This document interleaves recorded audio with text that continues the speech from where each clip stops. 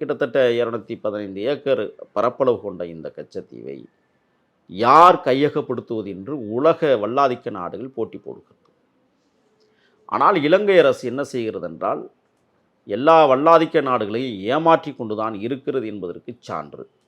இந்த நேரத்தில் கச்சத்தீவை யார் மீட்ட வேண்டும்?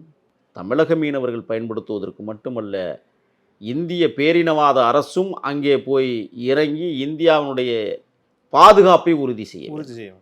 அதற்குத்தான் அவர்கள் இந்தியா அதை இன்னும் கவனத்தில் ஏன் எடுத்துக்கலைன்னு சொன்னால், ஏற்கனவே தமிழீழ தாயக போராளிகள் குழுக்களுடைய தலைவர் மரியாதைக்குரிய மேதகு அவர்கள் சொன்னாங்க, கச்சத்தீவை இந்தியா தாரை வார்க்குமேயானால் இந்தியா பாதுகாக்கப்படும் என்று பலமுறை எச்சரித்திருக்கிறார்.